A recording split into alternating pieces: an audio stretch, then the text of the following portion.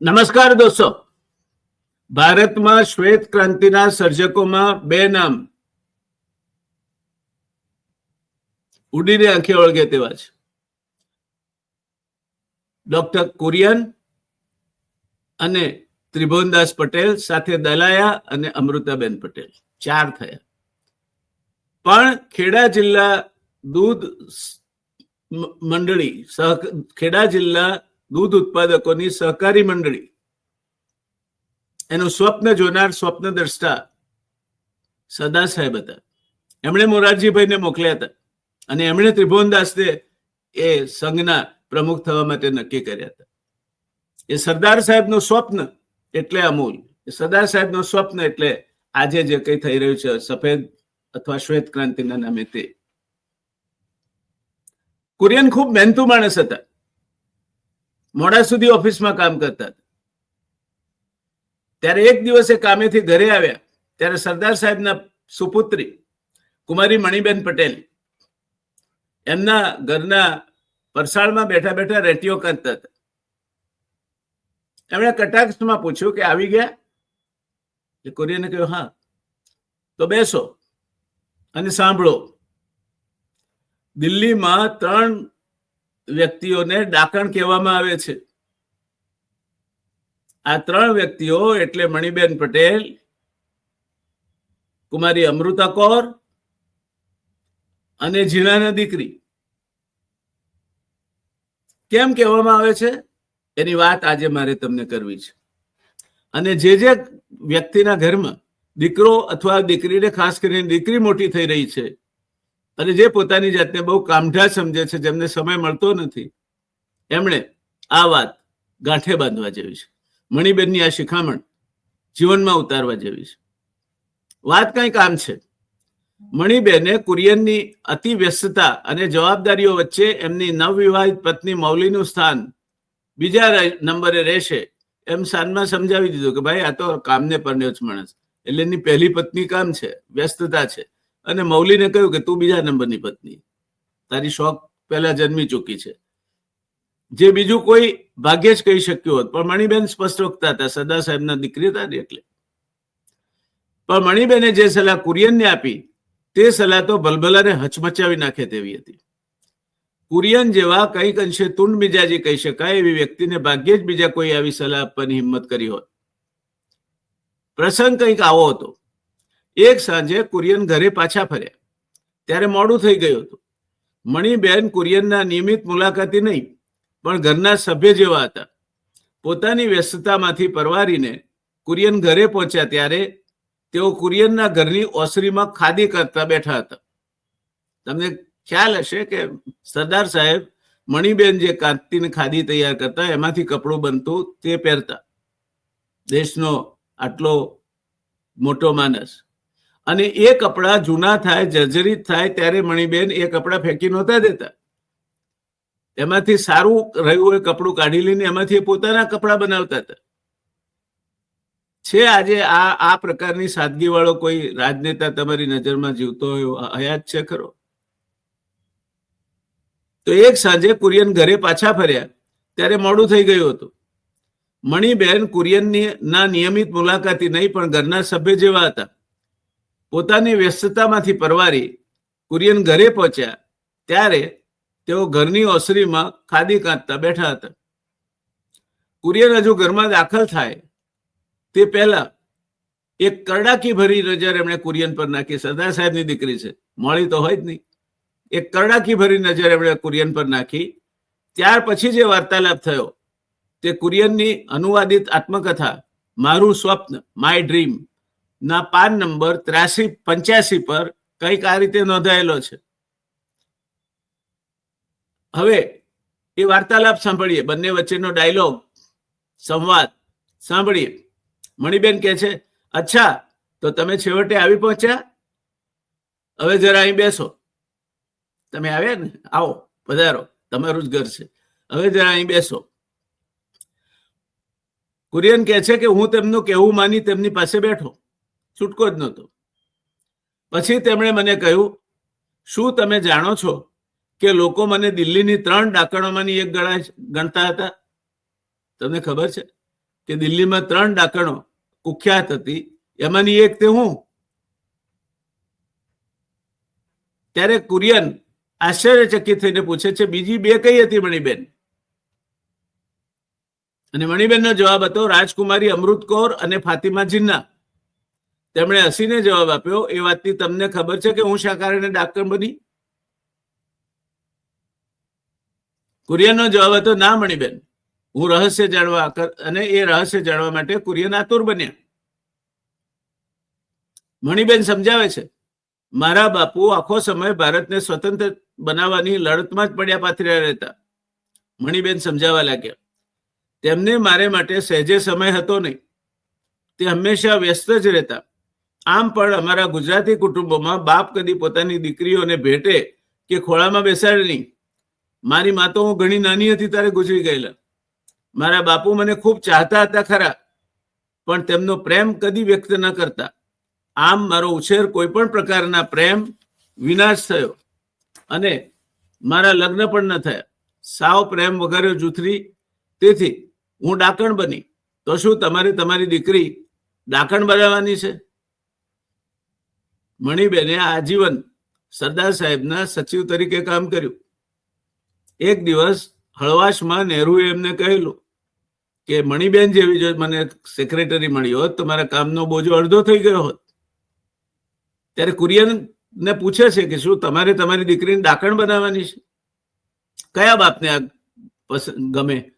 એટલે કુરિયન ગભરાઈ જાય છે. ખૂબ જ ગભરાઈને પૂછ્યું, ખૂબ જ ગભરાઈને કહે છે કે ના મણિબેન. તો પછી મણિબેન એમને સલાહ આપે છે, તો પછી ઘેર તમે રોજ 6 વાગે આવતા જાઓ. તેમણે મને રીતસરનો હુકમ જ કર્યો, એવું કુરિયન કહે છે. તમારે માટે ઘણા લાંબા સમયથી નિર્મળા એટલે એમની દીકરી, તમારે માટે ઘણા લાંબા સમયથી નિર્મળા વાટ જુએ છે. તમારે 8 કલાક ડેરી માટે આપવાના, 8 કલાક કુટુંબ માટે, અને 8 કલાક ઊંઘવા માટે. સમજ્યા? જો તમે આમ નહીં કરો તો કહી મૂકું છું કે તમારી દીકરી પણ ડાકણ બનશે. ઘણો મોટો સંદેશ છે આમાં. તે દિવસે એમની શિખામણ કુરિયન લખે છે, મારા હૃદય સંસર્વી ઉતરી ગઈ. મણિબેન આ વાત બહુ સહજતાથી કહી, પણ મણિબેનની આ વાત બહુ સમજવા જેવી છે દોસ્તો. ચડતી જુવાનીમાં સડસડાટ સફળતાની સીડીઓ ચડતા ઘણા બધા યુવાનો, પછી તે અધિકારી હોય, ઉદ્યોગપતિ હોય, વેપારી હોય કે જાહેર જીવનના કોઈ પદાધિકારી, પોતાની સફળતાના નશામાં એ વાત ભૂલી જાય છે કે કોઈ પણ વ્યક્તિના જીવનમાં કોઈ એક ક્ષેત્રે સફળતા એ હંમેશા જીવનના બીજા ખાનામાં એટલા જ અગત્યના કોઈ બીજા ક્ષેત્રે બલિદાન એટલે કે સેક્રિફાઈસ ને ભોગે મળે છે. Nothing comes free. Success in one compartment of life is always at the cost of some sacrifice in some other compartment of life. આ નોંધી રાખજો. બધા જ ખાનામાં સફળતા સરખી મળે એવું બનતું નથી. એટલે કોઈ પણ વ્યક્તિના જીવનમાં કોઈ એક ક્ષેત્રે સફળતા એ હંમેશા જીવનના બીજા ખાનામાં એટલા જ અગત્યના કોઈ બીજા ક્ષેત્રે સેક્રિફાઈસ એટલે કે બલિદાનના ભોગે મળે છે. આપણે માણસની સફળતાઓ જોઈએ છે, પણ એ સફળતા મેળવવા માટે એણે કેટલા ક્ષેત્રે બલિદાન આપ્યું છે તે નથી જોતા. કુરિયનની માફક ક્યાંક કોઈ વ્યક્તિ અતિ વ્યસ્તતામાં પોતાના કુટુંબ કે બાળકો માટે સમય નથી આપી શકતો. સંગીતનો શોખ છે પણ સમય નથી મળતો. ફાંકડું ચિત્રકામ કરી શકાય એટલી આવડત ભગવાને આપી છે, પણ સમય નથી મળતો. પોતે કોઈ રમતમાં ખૂબ અચ્છા ખેલાડી તરીકે ઉભરી શકે તેમ છે, પણ સમય નથી મળતો. મણિબેને કુરિયનને આપેલી સલાહ ક્યાંક સરદાર પટેલ જેવા અથવા ક્યાંક મહાત્મા ગાંધી જેવા મહાપુરુષો પણ પોતાના સંતાન તરફની જવાબદારીઓમાંથી ઉણા ઉતર્યા હોવાનો એક કરુણ પણ સાચો એકરાર છે. મણિબેનની આ સલાહ માત્ર કુરિયન પૂરતી જ મર્યાદિત ન રહેતા લગભગ બધા જ સફળ અને કામઢા માણસોને લાગુ પડે છે. તેમ લાગવાથી કોઈકને આમાંથી કાંઈક બોધ મળે એમ માનીને આ કિસ્સો મેં અહીંયા વર્ણવ્યો છે.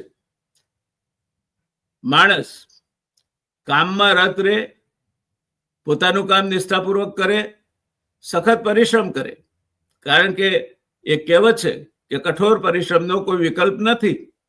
કોઈ જ વાંધો નહીં, પણ એને ન ભૂલવું જોઈએ કે એની સંસારિક જવાબદારીઓ પણ છે. એના બાળકો પ્રત્યેની જવાબદારી છે, પત્ની પ્રત્યેની જવાબદારી છે, કુટુંબ પ્રત્યેની જવાબદારી છે અને સમાજ પ્રત્યેની જવાબદારી પણ છે. એ બધાના ભોગે તમે માત્ર ને માત્ર કામમાં ખૂંચી જાઓ છો તો પેલું જવાબદારીઓનું ખાનું ખાલી રહે છે. ત્યાં તમે નાપાસ થાવ છો અને એ નાપાસ થાવ ત્યારે એનું ભોગવવાનું કોને આવે? કુમારી મણિબેનને આવે, કુમારી રાજકુમારી અમૃતા કૌરને આવે કે ફાતિમા જીનાને આવે? દિલ્હીની આ 3 ડાકણો તરીકે વિખ્યાત દીકરીઓ એટલા માટે ડાકણો કહેવાય કારણ કે એમના પિતાશ્રીઓને જાહેર જીવન અથવા દેશ સેવા કહેવાતી એની પાછળ પોતાની જે જવાબદારી હતી તે પોતાની દીકરીઓને વાલ કરવાની અથવા એને ઉછેરવાનો સમય ના મળ્યો. આ યોગ્ય નથી.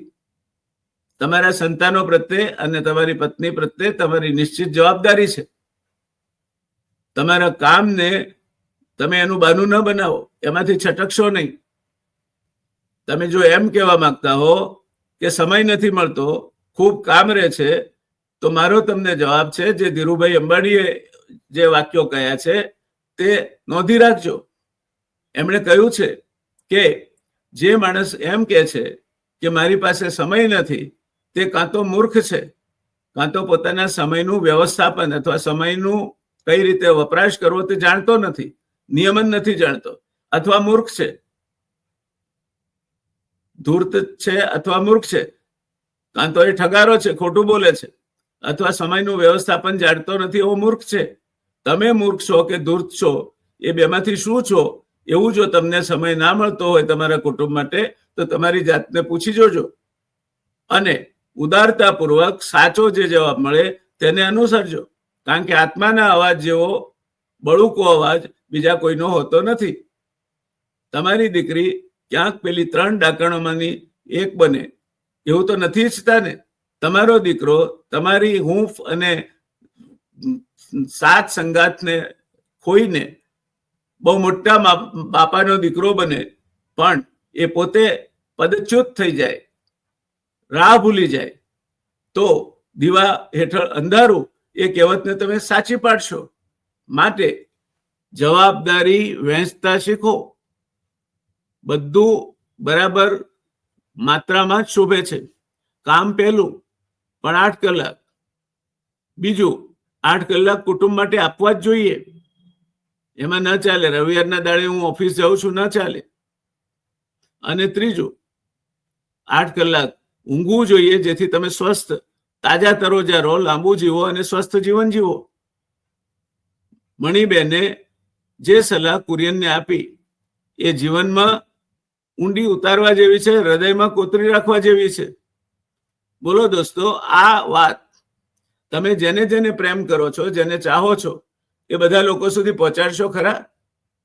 તો આ મહેનત મેં જે કરી છે તે લેખે લાગશે. તમે તો આ વિડીયો સાંભળશો જ, પણ તમને જે એવા મિત્રોના નામ યાદ આવે કે જે પોતાના વ્યસ્તતાને કારણે કુટુંબને અન્યાય કરી રહ્યા છે, એ બધાને આ વિડીયો એટલો વાયરલ કરો કે બધા સુધી પહોંચે. આપણે કોઈકની જીવન સુધારણામાં, કોઈકના જીવનની ગુણવત્તા સુધારવામાં, કોઈકના બાળકો, પત્ની કે દીકરી પ્રત્યેની જવાબદારી પ્રત્યે અંગુલી નિર્દેશ કરવામાં નિમિત્ત બનીશું તો એના જેવું મોટું પુણ્ય બીજું એકેય નથી. આશા રાખું દોસ્તો આપ તો સબસ્ક્રાઇબ કરશો જ, પણ આ વિડીયોને વાયરલ કરશો. આ વિડીયો વાયરલ થાય એમાં સામાજિક હિત અને વ્યક્તિગત હિત, તમે જેને ચાહો છો એનું હિત સમાયેલું છે. તો આટલું તો કરશો ને, કે પછી તમને સમય નથી? અને જો સમય ના હોય તો તમારી જાતને પૂછી જોડ્યો કે તમે મૂર્ખ છો કે ધૂર્ત છો. મને નથી લાગતું કે તમે આ બેમાંથી એકેય કેટેગરીમાં આવો. તમારામાં જો એક સંવેદનશીલ હૃદય ધબકતું હોય તો આ વિડીયોને ચોક્કસ વાયરલ કરશો, સબસ્ક્રાઇબ કરશો અને વધુમાં વધુ લોકો સુધી આ વિડીયો પહોંચે, ખાસ કરીને કામઢા લોકો સુધી, તેટલું જોશો તો મારો પ્રયાસ લેખે લાગશે. આવજો દોસ્તો. ખૂબ સુખી જીવન વીતે આપનું, કુટુંબ આપનું કિલ્લોલતું રહે અને સમાજમાં આપ તાજા ગલગોટાની માફક ખીલતા રહો એવી મારી હાર્દિક શુભકામનાઓ. હું તમારો દોસ્ત જયનારાયણ તમારી રજા લઉં છું. આશા રાખું મેં મારું કામ કર્યું છે, હવે તમે તમારું કામ કરશો. ધન્યવાદ. આવજો.